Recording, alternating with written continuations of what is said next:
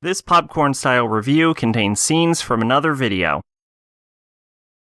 Tekkon Kinkreet, I maybe that's how that's pronounced, I'm not entirely sure. It's about two brothers living in a city with a lot of gang activity, and one of them is like 12, but he acts like he's 4, and the other is older, I'm not sure how much older, and they're basically a bunch of violent psychopaths that just go around fighting, and I think they killed a guy at one point. I think they probably killed a guy. Oh, no, they definitely did, because that guy got lit on fire. So they definitely killed a couple people. So, I mean, there's a scene with them, like, picking people's pockets, but they gotta eat money, you know, I'm willing to forgive that, but, like, they just go around beating the shit out of people. They're just horrible, violent people. And the Yakuza are moving into the town, and then they pick fights with the Yakuza, and then they almost get killed because of it, and then there's a crazy snake-looking motherfucker who tries to assassinate them, but fails. Tekkon Kinkreet is about a bunch of shitty people getting what's coming to them in all situations, and it keeps using, for the main character specifically, it's under this weird impression that we have a reason to like them, even though, other than the fact that they're brothers and, like, children, we're never given a reason to like them. Like, they're terrible. I hate both of them.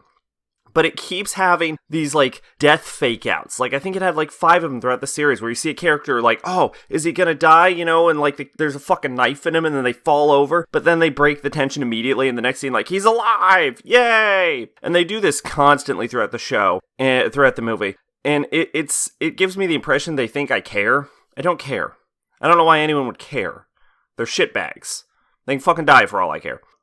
Most of the movie, I was just waiting for it to end. I was incredibly bored. There was one good scene that I liked. One scene that was worthwhile, though, which is a scene where a younger Yakuza member is, like, charged with taking out his former boss. And the boss is just, like, giving him advice and being like, hey, I taught you how to shoot people better than that. And that was a really good scene. And the only character I actually cared about in the entire show was, like, the younger Yakuza member, but that didn't go great for me. I keep saying show. I'm so used to watching shows. Yeah, so Tekkon King... Oh, right. And the ending was really confusing. Like, because you find out that the Minotaur was actually the boy, but then the Minotaur kills the other guys, and so, like...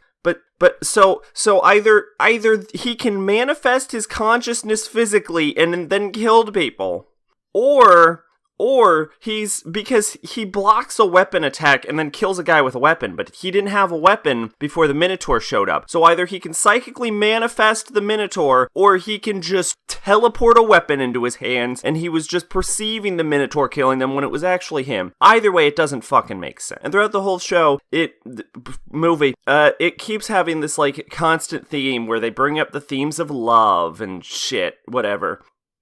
And, like, you could argue that it's like a metaphor, an allegory for how love can get you out of, like, dark spots and depression and some darker impulses and save you, because they compare the city to hell. And then the two brothers' relationships that gets them out of hell to this, like, beach paradise. So you could argue that the whole movie is like an allegory for, like, depression or whatever. But the thing is, I don't care, and I don't care to look deeper into it, because if I don't care about the surface level of your shit, why would I look deeper at it?